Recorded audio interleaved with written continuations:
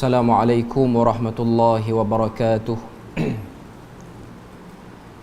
Innal hamdalillah nahmaduhu wa nasta'inuhu wa nastahdihi wa nastaghfiruh wa na'udzu billahi min shururi anfusina wa min sayyiati a'malina. Man yahdihillahu fala mudilla lahu ومن يضلله فلا هادي له أشهد أن لا إله إلا الله وحده لا شريك له وأشهد أن محمدا عبده ورسوله يا أيها الذين آمنوا اتقوا الله وقولوا قولا سديدا يصلح لكم أعمالكم ويغفر لكم ذنوبكم ومن يطع الله ورسوله فقد فاز فوزا عظيما. الحمد لله الذي بنعمته تتم الصالحات. ربنا آتنا من لدنك رحمة وهيئ لنا من أمرنا رشدا. اللهم آت نفسي تقواها وزكيها وأنت خير من زكاها أنت وليها ومولاها. Alhamdulillah, syukur pada Allah Azza wa Jalla kerana dengan rahmat dan juga limpah kurnia yang Allah Ta'ala berikan, dapat kita bersama-sama pada malam ini. Dan pertamanya, saya baru pertama kali ke masjid ni, Masjid An-Nur, Kampung Cantik. Kalau kawasan ni, kalau saya kuliah, yang paling dekat ialah di Masjid Felkra Lubuk Sirih. Sebulan 2 kali. Itu asalnya penempatan takmir, lepas tu tukar ke tempat lain, tapi dia orang tak bagi juga saya stop situ. Jadi saya pun jalan lagi lah.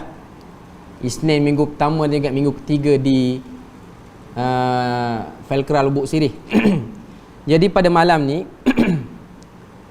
dalam siri Ihya Masjid ni, kebetulan kita berada dalam bulan Rabiul Awal.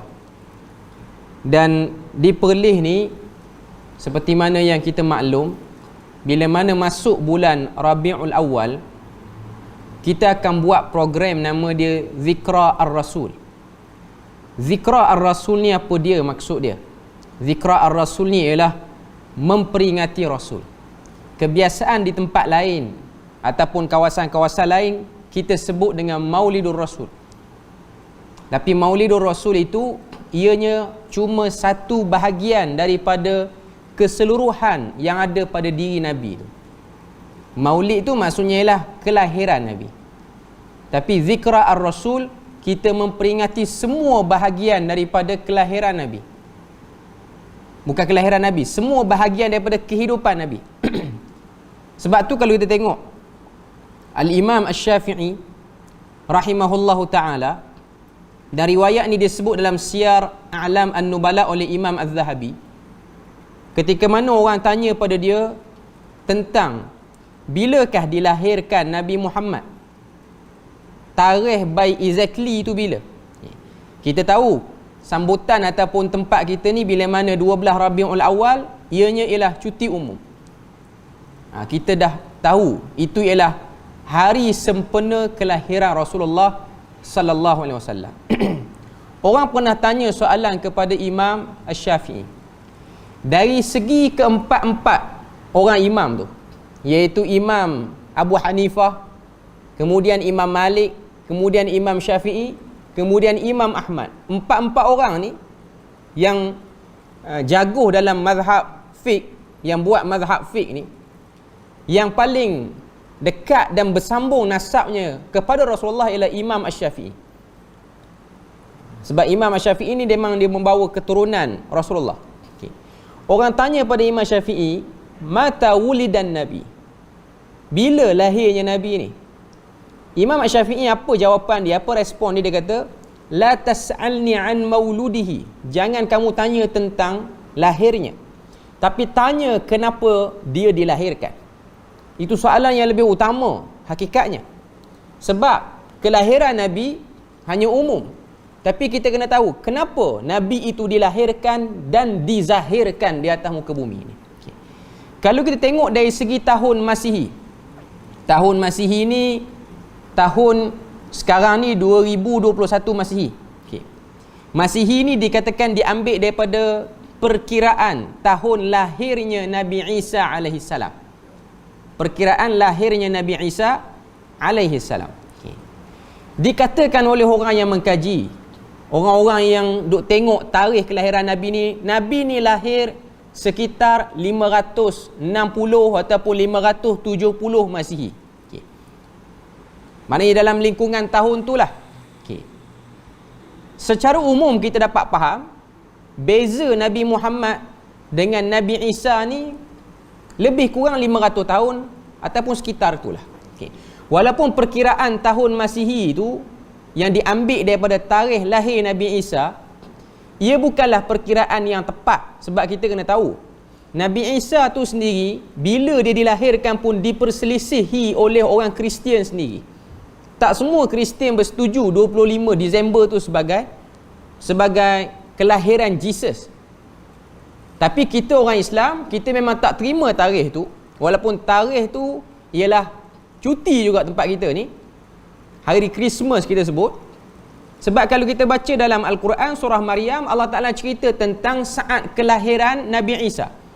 Bila mana Nabi Isa dilahirkan oleh ibunya Maryam, dia lari jauh daripada orang ramai, dan bila mana dia dah sakit yang menyebabkan dia tu nak mengeluarkan ataupun nak melahirkan anak, dah berlaku contraction lah istilahnya.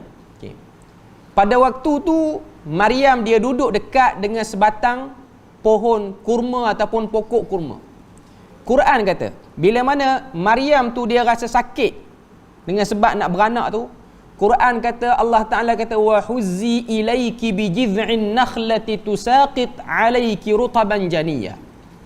Goncanglah pohon kurma itu sehingga jatuh kepada kamu beberapa kurma rutab untuk kamu makan, dan kurma itu akan menjadi sesuatu yang boleh melegakan sakit kamu. Okay. Kalau kita tengok dalam ayat tu, Tuhan kata tusaqit alaiki rutaban janiyya, sehingga jatuh kurma jenis rutab kepada Maryam. Tempat kita ni tak ada pokok kurma. Yang paling mirip pun pokok kelapa sawit, tapi dia punya cara tumbuh dia pun tak sama. Pokok kurma ni dia ada buah-buah dia tu ada fasa dia. Okay. Orang Arab semua tahu bila mana sebut rutab ni dia akan keluar musim panas. Kita tengok sambutan Christmas, biasanya apa yang kita nampak? Salji. Rutab keluar musim panas. Quran kata Nabi Isa lahir, waktu tu kurma jenis rutab. Okay. Rutab ni dia akan keluar sekitar bulan 5, 6, 7, 8. Itu sekitar bulan yang mengeluarkan rutab. Okay. Jadi kita Islam, kita tidak menerima tarikh itu sebagai tarikh kelahiran Jesus ataupun Nabi Isa. Sebab kalau kita tengok, kalau kata Nabi Isa lahir musim sejuk, dia satu benda yang bertentangan. Sebab orang Kristian bila mana dia buat sambutan Christmas ni, dia sinonimkan dengan salji, turun salji. Tapi kalau kita tengok orang-orang Kristian di Australia, bulan 12 ni bukan musim sejuk dia orang musim panas. Sebab dia orang terbalik dengan orang yang di belah barat. Okay. Jadi dia tidak ada, orang kata apa, sama, tak bertemu dia punya point dia tu. Okay. Tapi bukan itulah yang dicari. Sebab tu Islam ni dia bukan aja mengagungkan hari lahir. Bukan salah sambut hari lahir ni. Cuma budaya memilih hari-hari tertentu ni, dia bukan datang daripada Islam, dia datang daripada pengaruh agama lain. Sebab tu kita akan tengok antara agama yang begitu memilih hari ini sebagai hari ibu, hari ini sebagai hari bapa, hari ini sebagai hari guru, hari ini sekian, biasanya akan datang daripada bukan Islam, imma Kristian ataupun kumpulan lain. Sebab apa? Sebab dia orang ada masalah kurang appreciate orang, jadi kena buat satu hari untuk khususkan hari itu, agungkan orang tu. Sebenarnya mengingati ibu bapa ni tak kira hari apa. Sama juga dengan mengingati Nabi pun bukan Rabiul Awal sahaja. Sepanjang hidup kita, kita kena mengingati Nabi. Bahkan Nabi telah menunjukkan cara Nabi ni mengingati hari lahirnya dengan Nabi berpuasa pada hari Isnin. Berdasarkan hadis riwayat Muslim, bila mana sahabat bertanya pada Nabi, kenapa kamu puasa Isnin dan Khamis? Nabi jawab, Yaumul Ithnain, hari Isnin itu ialah Yaumun wulidtu fihi, hari aku dilahirkan. Dan hari Khamis itu ialah hari diangkatnya amalan. Jadi nak tunjuk pada kita, ingatnya Nabi itu kepada hari dia ialah hari lahir dia, ialah dengan dia selalu puasa pada hari Isnin. Itu antara yang ditunjukkan oleh Nabi. Jadi dari segi hari kelahiran Nabi ni, yang pasti hari Isnin tidak ada khilaf padanya. Tapi kalau nak bincang tarikh, dia mungkin 12, mungkin 8, mungkin 9, mungkin juga tarikh-tarikh yang lain. Sebab dia tidak ada satu kaedah yang menjaga tarikh itu. Sebab kita kena tahu, masyarakat Arab ni dia tidak fokus sangat pada berapa hari bulan kamu lahir. Sebab dia lebih fokus apa yang kamu akan buat bila mana kamu dah besar nanti. Okay. Cuma nak sebut pada kita sini ialah bila mana kita sebut tentang zikra ar-rasul, ianya lebih daripada bulan Rabiul Awal, lebih lagi. Lebih daripada tu. Okay. Sebab tu pada malam ni saya nak sebut sikit tentang memperingati hari-hari tertentu dalam agama ni. Satu ayat dalam surah Ibrahim. Allah Ta'ala sebut dalam surah Ibrahim ayat 5, وَلَقَدْ أَرْسَلْنَا مُوسَى بِآيَاتِنَا أَنْ أَخْرِجْ قَوْمَكَ مِنَ الظُّلُمَاتِ إِلَى النُّورِ وَذَكِّرْهُمْ بِأَيَّامِ اللَّهِ إِنَّ فِي ذَلِكَ لَآيَاتٍ لِكُلِّ صَبَّارٍ شَكُورٍ. Ayat 5 surah Ibrahim ni Tuhan kata, kami telah hantar kepada kamu Musa, yakni Nabi Musa alaihissalam, biayatina, dengan keterangan-keterangan daripada kami, an akhrij, untuk mengeluarkan kaumnya daripada kegelapan kepada cahaya. Kemudian Tuhan kata, wa dzakkirhum bi ayyamillah, dan ingatkan mereka dengan hari-hari Allah. Ayyamillah ni ada dua tafsiran di kalangan para ulama. Pertama, hari-hari yang membawa keselamatan. Kedua, hari-hari yang turunnya azab. Dua-dua disebut dengan ayyamillah. Kemudian Tuhan kata, inna fi dzalika laayatin likulli sabbarin syakur. Sesungguhnya pada memperingati hari-hari itu adanya kebaikan dan tanda bagi orang-orang yang sabar. Sabar ni maknanya orang yang kuat, tahan sabar dia. Dia bukan sabar biasa, sabar tahap tinggi. Dan syakur, orang yang beriman. Okay. Daripada ayat ni, kalau kita buka dalam tafsir-tafsir yang disebutkan oleh para ulama, antara hari yang dibesarkan oleh Bani Israel ni ialah hari selamatnya mereka daripada dikejar oleh Fir'aun. Itu hari yang diorang besarkan. Mereka yang hidup sezaman dengan Nabi Musa, yang diselamatkan dan dikeluarkan oleh Nabi Musa daripada Mesir pergi ke Palestin melalui Laut Merah. Bila mana Nabi Musa ketuk laut itu dan akhirnya terbelahlah laut tu dan membuka lorong untuk diorang lalu.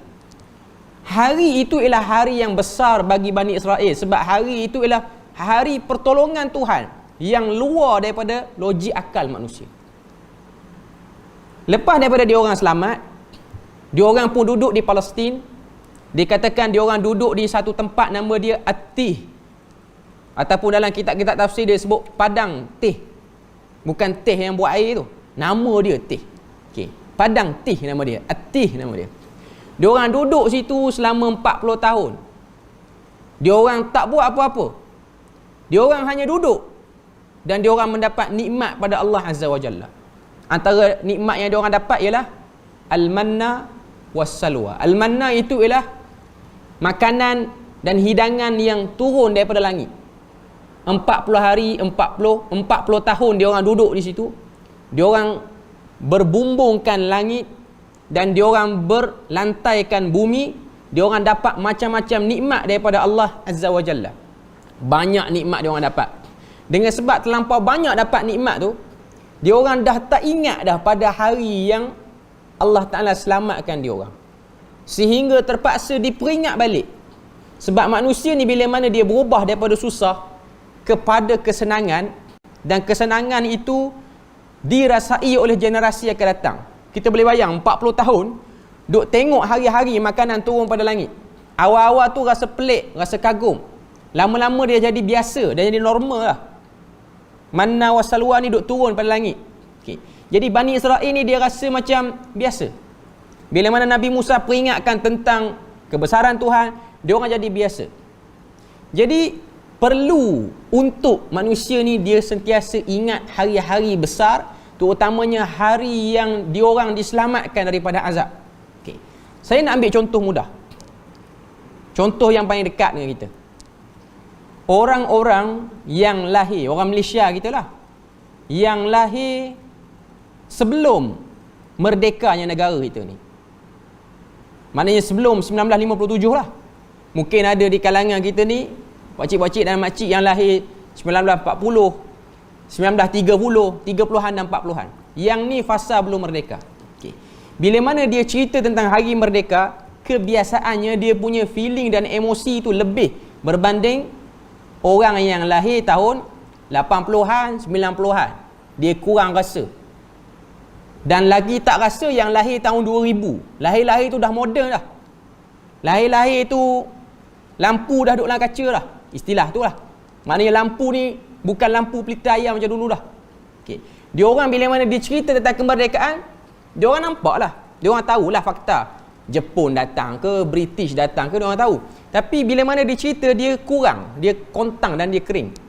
Tapi kalau yang menceritakan tu yang memang berada di fasa peralihan itu, daripada belum merdeka nak pergi ke merdeka, dia orang akan rasa macam-macam.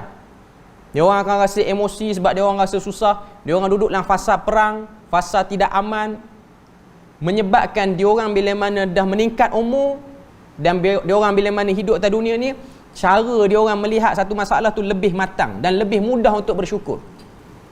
Sebab tu kita akan tengok orang-orang yang berumur sikit ni, bila mana kata apa, cerita tentang kesenangan dan nikmat, dia orang akan rasa sekarang lebih baik daripada dulu. Tapi kalau cerita pada orang-orang yang baru, dia rasa biasa sebab dia nak lebih. Okay. Saya nak sebut sini apa dia? Nabi Muhammad diutuskan lepas daripada diangkatnya Nabi Isa ke langit lebih kurang 500 ke 600 tahun. Tak sampai 1000 tahun Nabi Muhammad dihantar ataupun dilahirkan. Waktu tu apa jadi pada masyarakat Arab jahiliah? Waktu tu masyarakat Arab berada dalam tamadun manusia yang paling rendah. Mereka meletakkan perempuan lebih bawah daripada haiwan ternakan lagi. Mereka jadikan orang perempuan itu sebagai barang dagangan, barang yang boleh ditukar milik. Dan mereka berada pada muamalah harian yang paling teruk. Yang kuat akan menindas yang lemah. Dan cuba cari peluang untuk ambil kesempatan pada mana-mana golongan yang kita boleh ambil kesempatan. Kejahatan dilihat sebagai kebaikan. Kebaikan dilihat sebagai satu kepelikan. Itu baru 500 tahun. Okay. Saya nak sebut sekarang, kita ni dengan Nabi Muhammad dah 1400 tahun. Kita punya tempoh tu lagi jauh berbanding tempoh diutusnya Nabi Musa, diutusnya Nabi Isa dengan diutusnya Nabi Muhammad. Saya nak beritahu sini apa dia? Panjangnya masa, maka banyaklah berlaku penyelewengan dan juga kuranglah sensitiviti kepada masyarakat yang jauh dengan zaman yang terbaik tu. Sebab tu kita akan tengok zaman sekarang, zaman yang sesak dengan bermacam-macam penyelewengan. Bila mana orang nak bercerita sesuatu kebenaran yang datang pada Nabi, dia ambil masa yang agak lama untuk satu-satu orang ataupun masyarakat tu untuk memahaminya. Jadi bila mana kita cerita tentang kedatangan Rasulullah sallallahu alaihi wasallam, ia bukan hanya cerita tentang ingat Nabi lahir, ingat siapa mak ayah Nabi, ingat siapa isteri Nabi, ingat berapa tahun Nabi duduk Mekah, berapa tahun Nabi duduk Madinah, tapi mengingati Nabi dan menarik segala apa yang ada dalam sirah Nabi itu dijadikan sebagai panduan kepada kita akhir zaman. Sebab itulah pembacaan sirah Nabi, ia tidak cukup dan tak padan kalau setakat baca riwayat. Dia perlukan kepada fiqh, dia perlukan kepada penggalian maklumat dan juga perlukan kepada interpretasi. Setiap peristiwa yang berlaku tu kita nak letak pada diri kita macam mana. Sebab tu bila mana bercakap tentang diri Nabi, ia satu benda yang cukup besar. Kita baca dalam Al-Quran surah Al-Ahzab ayat 21. Ayat ni selalu orang dengar. Masuk je Maulid Rasul, orang akan ulang ayat ni. Laqad kana lakum fi Rasulillahi uswatun hasanah. Ayat ni kita biasa dengar. Allah Ta'ala kata, pada diri Rasulullah itu adanya contoh teladan yang baik untuk kamu. Laqad kana lakum, sesungguhnya pada kamu, kamu tu kita semualah. Para sahabat pada waktu tu sampailah kepada kita hari ni, pada waktu ni dan detik ni, kita semua masuk dalam lakum itu, kepada kamu. Laqad kana lakum fi Rasulillah, pada diri Rasulullah itu uswatun hasanah. Perkataan uswah tu selalunya akan diterjemah dengan makna suri teladan, contoh, idola.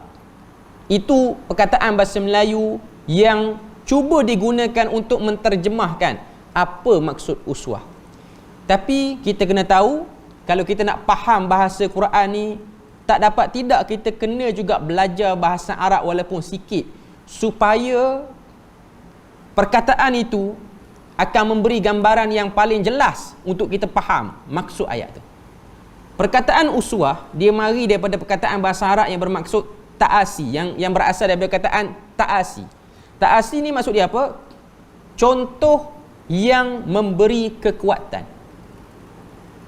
Kalau kita tengok latar ayat tu turun bila? Ayat tu turun waktu perang Ahzab ataupun perang Khandaq, perang yang gali parit tu. Waktu orang Islam diperangi oleh seluruh orang Arab. Sebab kalau kita tengok perang Ahzab ni ialah perang orang Islam menentang seluruh orang Arab di semenanjung tanah Arab. Bukan lagi berperang dengan Quraisy. Seluruh orang Islam, seluruh orang kafir yang ada di seluruh semenanjung tanah Arab. Okay. Maknanya mana-mana kabilah yang bersama dengan Quraisy pada waktu tu menyerang Nabi.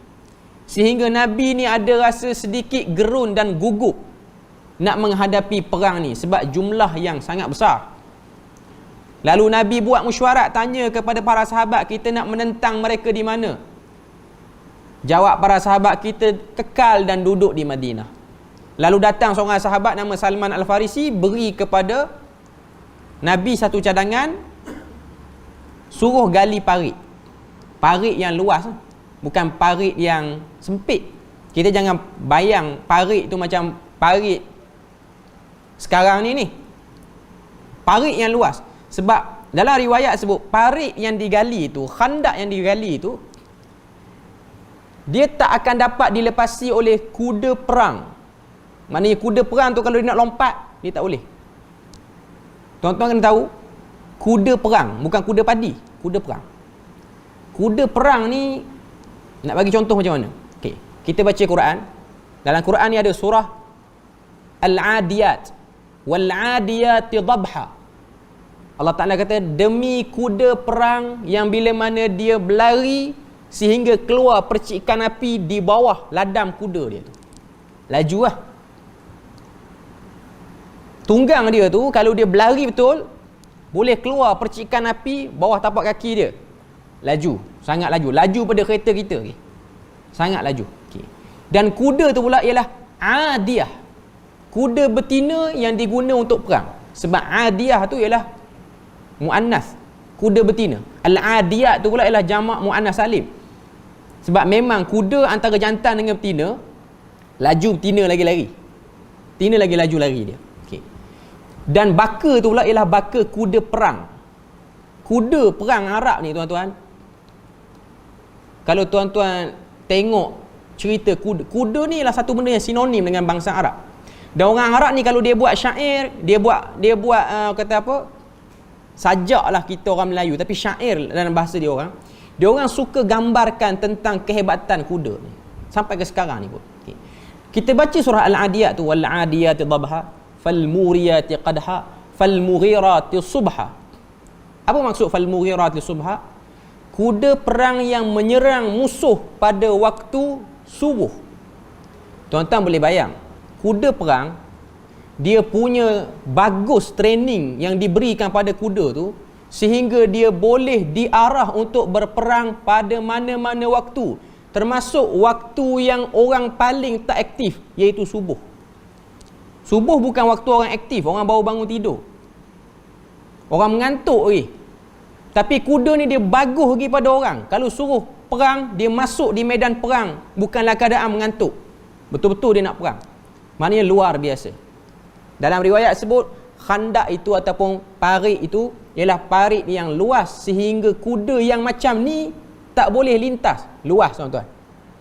Kalau kita pergi ke Madinah hari ni, antara kawasan yang merupakan tapak khandak itu ialah kawasan di Masjid Sab'ah hari ni. Dipanggil Masjid 7. Masjid Sab'ah hari ni dia dekat je dengan Masjid Nabawi. Sekarang ni umrah dah buka kan, tapi tak pasti lagi macam mana dia punya prosedur dia. Cuma sebelum pada berlaku Covid ni, kalau orang pergi buat umrah, dia ada satu kemudahan di Madinah ni, kita boleh naik bas tu, bayar berapa rial saya tak pasti. Bas tu dia ada penerangan tempat-tempat bersejarah di sekitar Madinah, termasuk dia akan berhenti di Masjid Sab'ah itu. Dia punya traffic light sekarang ni itu ialah tapak, orang kata apa, tapak parit dulu. Parit itu kekal lama. Daripada zaman Nabi sampai tahun 1000 Hijrah, parit itu masih lagi wujud. Dan di parit itulah orang duk buat macam-macam benda yang tak betul. Orang pergi sembelih kambing situ, orang pergi bayar nazar situ. Sehinggalah kerajaan Arab Saudi dia tutup parit tu. Parit tu tak ada dah sekarang ni, tak ada kesan apa dah. Cuma orang yang tahulah sejarah dia di situ. Okey. Bila mana berlaku perang Khandak ni, waktu itulah turunnya ayat surah Ahzab ayat 21 tu, iaitu Allah Ta'ala kata, pada diri Rasul itu untuk kamu contoh teladan untuk cari kekuatan yang paling baik. Okay. Sebab apa? Ayat turun waktu perang. Pada waktu tu orang susah. Waktu perang ni bukan waktu yang seronok. Waktu makanan tak cukup, semua benda kena catu, duduk dalam keadaan takut-takut. Sebab tu kita tengok pada waktu perang Khandak ni, sebahagian sahabat ni dia kumpul batu, letak dalam guni siap-siap, bagi pada isteri dan anak. Tujuan dia apa? Kalau ada kuda musuh ataupun pihak musuh lalu di kawasan perumahan tu, kejiranan tu, lempar batu tu daripada sutuh atas rumah. Punya bimbang lah, punya takut. Pada waktu tu Nabi sendiri pun berlapar. Dalam ni lah kita boleh tengok riwayat peristiwa ataupun waktu ni lah, Nabi SAW pada waktu tu telah ikat perut Nabi dengan banyak biji batu. Ada riwayat kata 2, tapi sebenarnya banyak. Sebab Nabi tahan lapar. Sebab tu kalau kita tengok, Nabi ni dia contoh paling terbaik dalam cari kekuatan, bukan contoh umum. Ada orang dia tersilap tengok diri Nabi, dia tengok contoh tu pada benda-benda yang luaran sahaja. Sebab tu kita akan tengok ada orang dia tengok Nabi ni contoh pada kita.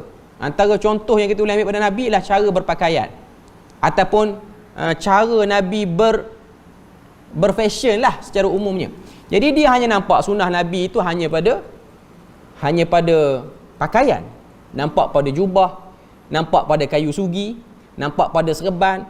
Jadi dia nampak sunnah Nabi dan ikutan itu hanya situ. Itu bagi orang yang suka pakai jubah. Bagi orang yang suka kahwin ramai, tengok dekat Nabi suka kahwin ramai pula. Jadi dia duduk nampak yang bahagian tu. Sebenarnya bukan bahagian tu yang kita nak.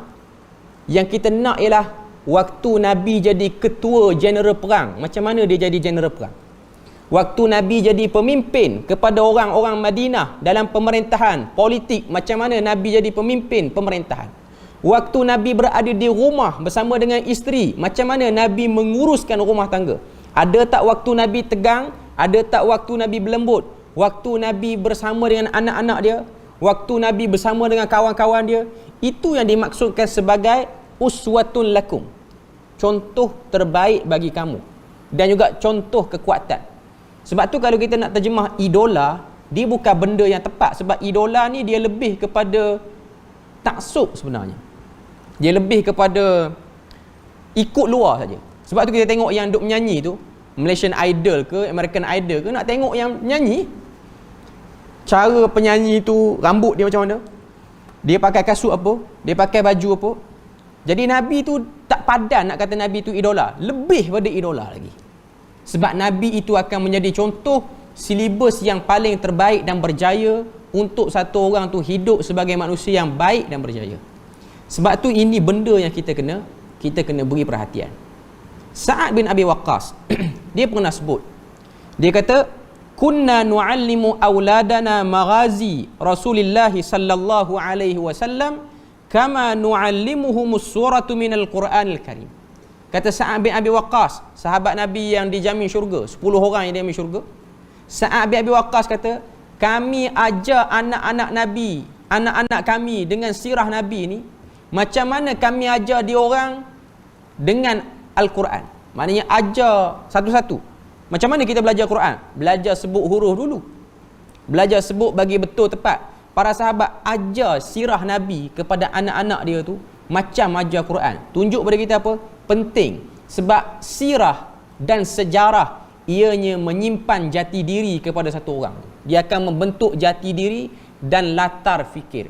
Sebab tu satu bangsa, satu orang, kalau dia lupa sejarah, dia lupa sirah, maka akan berlakulah sejarah-sejarah hitam kepada diri dia ataupun bangsa dia ataupun masyarakat dia. Sebab tu ia benda yang penting. Quran sendiri pun bila mana dia nak suruh orang ni ingat pada Tuhan, jadi bertakwa, apa Quran akan buat? Quran akan datangkan sejarah orang-orang yang pernah lawan Tuhan. Tuan-tuan boleh baca Quran. Cerita orang lawan Tuhan ni banyak Tuhan sebut. Antara yang kita selalu dan tahu ialah Fir'aun. Itu contoh orang yang lawan Tuhan yang dikekalkan fakta dia. Bahkan Allah Ta'ala kata, bukan setakat kami kekalkan cerita dalam Al-Quran. فَالْيَوْمَ نُنَجِّيكَ بِبَدَنِكَ لِتَكُونَ لِمَنْ خَلْفَكَ آيَةً. Bahkan hari ini, kata Allah Ta'ala, kami selamatkan jenazah mayat Fir'aun itu untuk menjadi pedoman pengajaran pada orang akan datang. Tuhan punya nak suruh kita ni ingat, jangan cabar ketuhanan. Jangan ambil pakaian dia. Pakaian dia dengan maksud jangan ambil ketuhanan dia tu lah. Macam Fir'aun yang mengaku dia tu Tuhan. Sehingga Tuhan kekalkan nama Fir'aun dalam Al-Quran, sebut by name, nama detail. Dan cerita pertembungan Nabi Musa dengan Fir'aun ni antara cerita yang agak panjang dalam Quran. Bukan tu saja. Tuan-tuan pergi ke Mesir, tuan-tuan boleh tengok mayat Fir'aun yang berperang ataupun yang sezaman dengan Musa tu masih lagi wujud dan ada. Sebab itu ialah salah satu daripada apa yang disebut dalam Quran. Tujuan dia apa? Tujuannya Allah Ta'ala nak tunjuk, inilah muka orang yang pernah mencabar aku. Sejarah. Nak sebut pada kita, sejarah itu penting. Sebab tu bila mana kita sebut sirah Nabi, ianya memerlukan proses untuk membumikan sirah. Sebab tu saya selalu cuba nak kempen benda ni lah. Kalau tuan-tuan ada kemampuan, ada waktu dan ada masa, tuan-tuan boleh cari satu kitab nama dia Fiqhus Sirah. Ada dua orang ulama yang tulis Fiqhus Sirah ni. Satu ialah Muhammad Al-Ghazali daripada Mesir, satu lagi ialah Syekh Sa'id Ramadan Al-Buti rahimahullah daripada Syria. Dua-dua kitab ni nama dia Fiqhus Sirah. Dua-dua penulis ni tulis kitab nama dia Fiqhus Sirah. Kedua-dua kitab ni bagus sebab dia bukan hanya mendatangkan sirah secara umum. Dua-dua ni rasa dah terjemah dalam bahasa Melayu. Kalau yang Ramadan Al-Buti tu 3 jilid terjemahan dia. Okay. Dia bukan hanya datangkan fakta, tapi dia cuba datangkan pengajaran. Selain pada tu yang ringkas ialah Sirah Nabawiyah Durusun wa Ibar oleh Dr. Mustafa As-Sibai. Yang ni yang paling ringkas. Sebab bila mana kita baca sirah tapi kita tidak cuba membaca dari segi kehidupan, dia akan menyebabkan kita nampak sirah Nabi tu dengan cerita-cerita lain lebih kurang sama je. Tak. Kalau kita tengok macam mana para sahabat dia ambil serius tentang sirah Nabi ni sehingga sanggup ajar anak-anak dia orang macam ajar Quran, itu ialah satu petunjuk sirah Nabi tu penting. Sebab tu satu orang tu dia jadi orang berguna, dia jadi bangsa yang elok kerana ada sejarah. Dan satu bangsa tu dia jadi terkebelakang kerana dia menyimpan cerita-cerita dongeng yang tak elok dan tak membantu dan memajukan satu orang tu.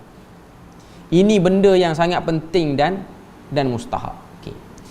Lepas pada tu, antara perkara yang saya nak sebut, Nabi SAW ni, dia pernah sebut dalam satu hadis yang diriwayatkan oleh Al-Imam Al-Bukhari. Nabi kata, la yu'minu ahadukum hatta akuna ahabba ilaihi min walidihi wa waladihi wan nasi ajma'in. Tidak beriman satu orang di antara kamu sehingga kamu mencintai aku lebih daripada ibu bapa kamu dan juga anak-anak kamu dan manusia secara keseluruhannya. Dalam hadis ni Nabi kata tak beriman. Tak beriman dengan makna tak sempurna iman, bukan tak beriman dengan makna kafir. Tidak sempurna iman satu orang kalau dalam hati dia tak letak Nabi tu sebagai first orang yang dia kena sayang. Kita kena sayang Nabi lebih pada diri kita. Itu yang Nabi sebut kepada Umar Al-Khattab. Bila mana Umar beritahu tentang kecintaan dia pada Nabi. Dan Umar kata, aku juga sayang pada diri aku. Nabi kata, jadikan aku lebih daripada kamu sayang diri kamu. Okay.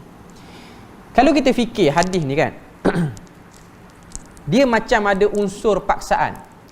Nabi macam paksa kita. Nabi kata, kalau kamu tak sayang aku, maka kamu tak beriman, tak sempurna iman. Dia macam ada unsur paksa, macam kena paksa.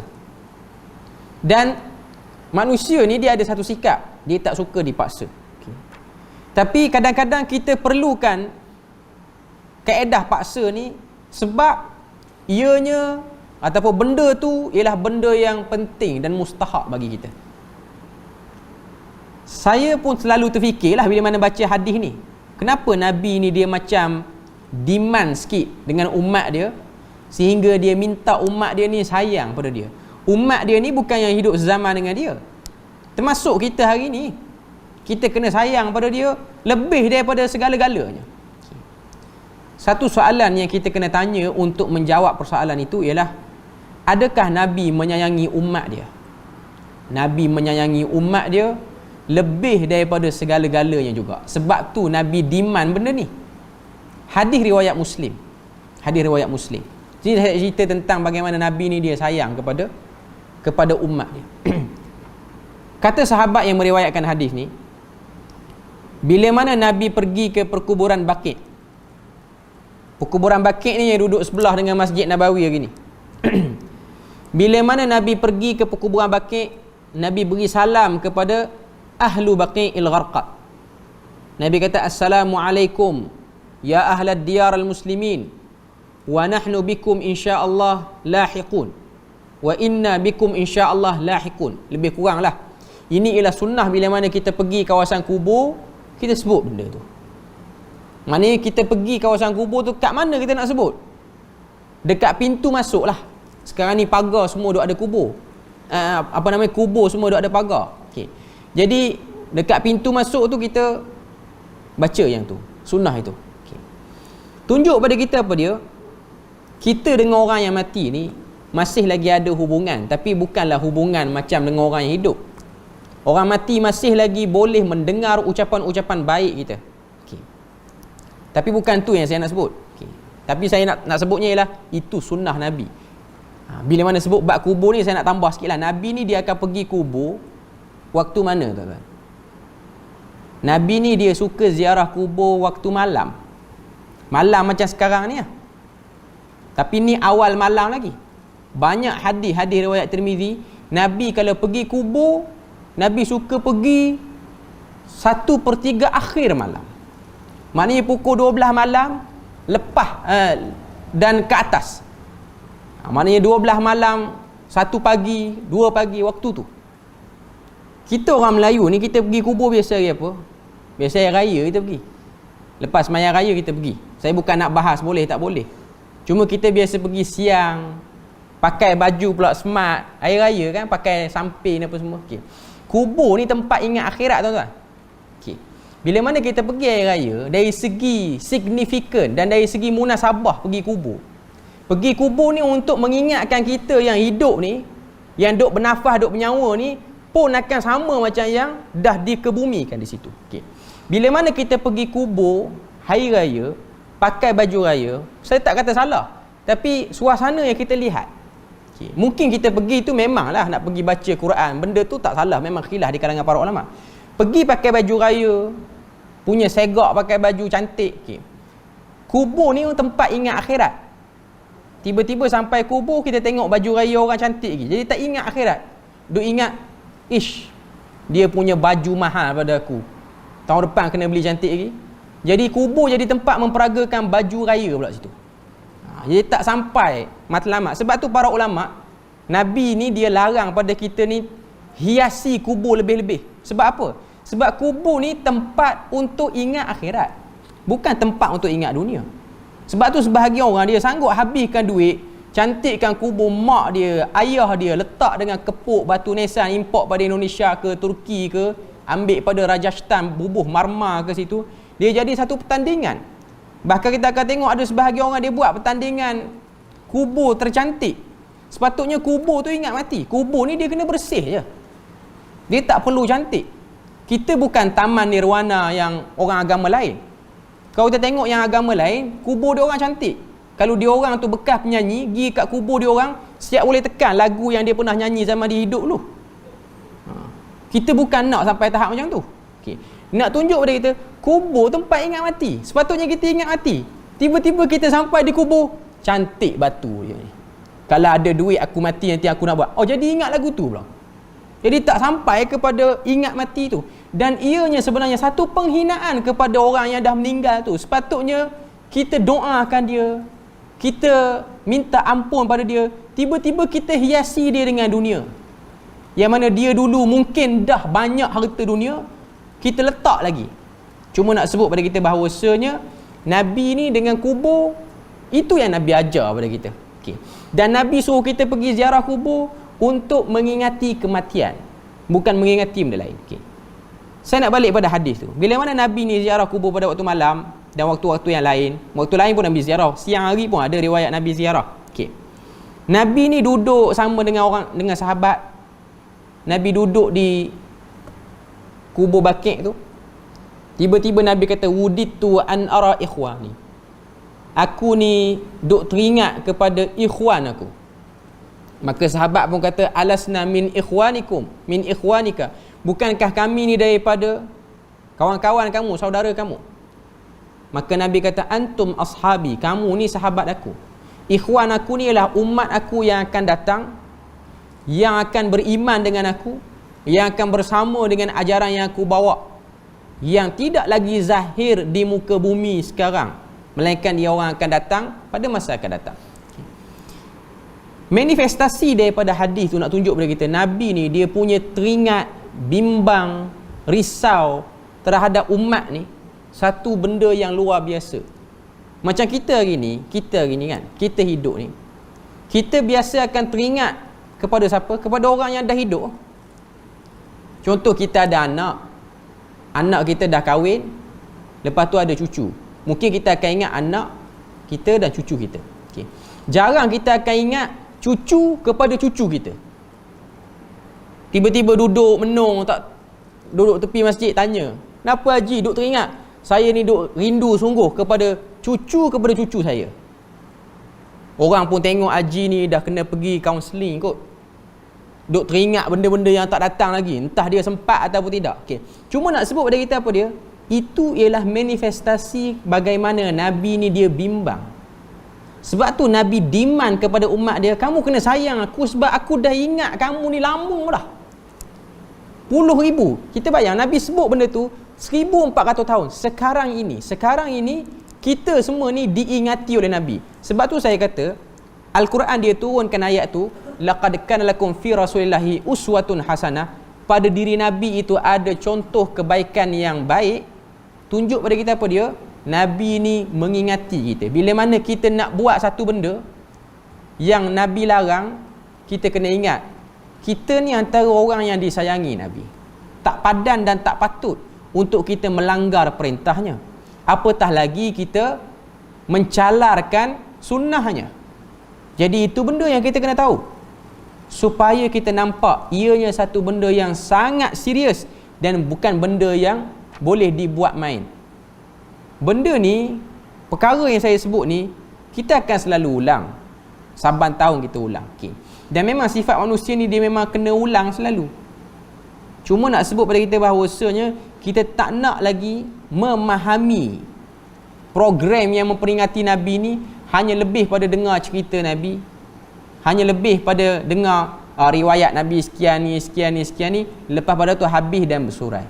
Tapi sekarang ni kita nak mencari solusi di atas masalah umat yang banyak ini pada sirah Nabi. Sebab kita memang tak akan terima dah Nabi lepas pada ni. Lepas pada wafatnya Nabi Muhammad, tak ada dah Nabi lain melainkan Nabi yang datang lepas pada tu semua Nabi palsu. Nabi pun dah sebut dalam hadis riwayat Muslim, Nabi kata bila mana dekatnya akhir zaman ni akan datangnya Dajjal. Takriban ila 30, Nabi kata. Dajjal tu akan datang lebih kurang 30 orang. Perkataan 30 tu bukan maksud 30 orang exactly number tu, tapi 30 dengan maksud lebih ataupun ramai. Sebab tu kita akan tengok cerita orang mengaku Nabi ni waktu Nabi hidup lagi pun dah ada. Siapa dia? Musailimah Al-Kazzab. Selain pada tu Aswad Al-Ansi. Sampailah zaman kita hari ni kita akan tengok dan kita dah pernah dengar cerita orang mengaku jadi Nabi. Nabi kata Dajjal akan datang lebih kurang 30 orang. Kulluhum yaz'amuna annahum Rasulullah. Semuanya mengaku mereka itu Rasulullah. Sebab tu kita tengok kita di Malaysia ni dah berapa orang kita dengar orang Malaysia, orang Melayu kita mengaku jadi Nabi. Ramai tuan-tuan. Nabi Kahar itu yang paling popular. Bahkan kita Malaysia lebih hebat sebab ada orang Melayu kita Malaysia pegang IC Malaysia mengaku jadi Tuhan pun. Ayah Pen tu orang negeri saya, Terengganu juga. Okay. Mengaku jadi Tuhan. Bila mana dia mengaku jadi Tuhan tu, dia pun buat dakwaan di Mahkamah Rendah Syariah di Besut. Bila mana nak ambil tindakan, saya tak ingat tahun 2001 lebih kurang kes dia. Okay. Tak boleh ambil kes sebab apa? Sebab dia dah mengaku dia murtad. Okay. Cuma lepas pada tu dia buat kerja dahsyat sikit. Dia buat apa? Dia round banyak tempat. Termasuk kuil-kuil Hindu, termasuk tokoh-tokoh Cina, sampai Hindu di Bali pun dia pergi. Dia kata dialah reinkarnasi kepada dewa-dewa Hindu yang dulu. Bahkan dia mengaku, dia kata sayalah yang cipta agama ni. Okay. Saya tak pelik sangat dengan kenyataan dia tu sebab kita pun tahu dia memang selalu duk buat benda macam tu. Okay. Cuma yang kita pelik ialah pada yang percaya dan ikut tu. Tuan-tuan boleh fikir sendiri. Salah seorang pada isteri Ayah Pen ni ialah lulusan Al-Azhar. Lulusan Al-Azhar. Bukan lekeh-lekeh punya orang. Akidah lagi, usuluddin lagi. Bukan lekeh-lekeh punya orang pun. Okay. Tapi tak tahulah dia gila kat mana dengan Ayah Pen, dia boleh percaya kat orang tu Tuhan. Sampai ke sekarang ni pengikut dia orang masih lagi ada. Cuma nak kata macam mana nak mengatasi benda ni? Ialah dengan membaca sirah Nabi dengan tepat, bukan hanya baca. Bukan hanya baca himpunan-himpunan qasidah tu kita pun baca tak faham maksud satu apa. Mengakibatkan kita hanya baca sahaja. Dia tidak lebih daripada orang yang melantunkan perkataan yang tak difahami dan tak beri apa-apa manfaat. Sebab hari ni kita tengok kerosakan umat Islam makin hari makin hebat dan makin dahsyat. Sebabnya apa? Sebab zaman langit terbuka ni, zaman media masa open, orang boleh buat kuliah mana-mana tempat, orang boleh berkuliah di rumah dia. Dulu orang nak kuliah di masjid, sekarang orang kuliah kat rumah je.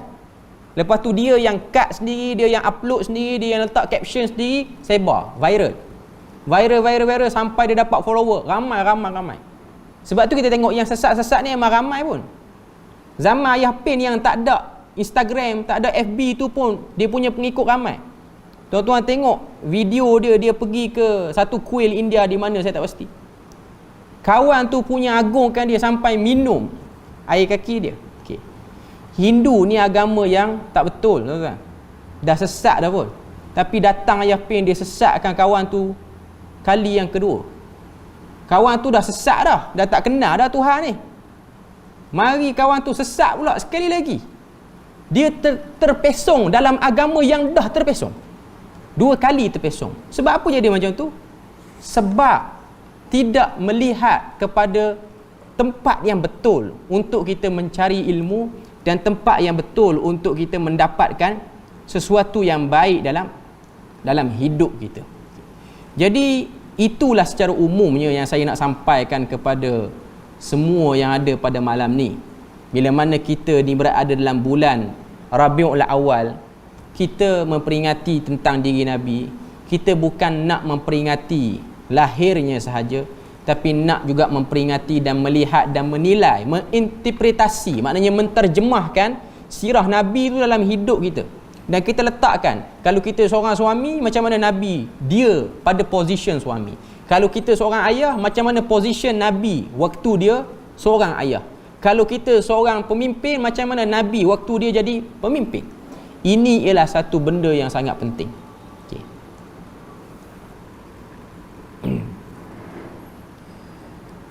Jadi secara umumnya, penutupnya pada malam ni, kesimpulannya ialah kita melihat dan memperingati apa saja berkaitan dengan Nabi itu, tujuannya ialah untuk menjadikan diri itu lebih bersabar dan lebih bersyukur. Balik kepada ayat 5 surah Ibrahim tadi. Jadi saya rasa tu ialah kot perkongsian kita pada malam ni. Moga Allah Ta'ala beri pada kita rahmat dan berkat. Setakat tu saja perkongsian kita. Subhanakallahumma wa bihamdik, asyhadu an la ilaha illa anta wa astaghfiruka wa atubu ilaik. Wassalamualaikum warahmatullahi wabarakatuh.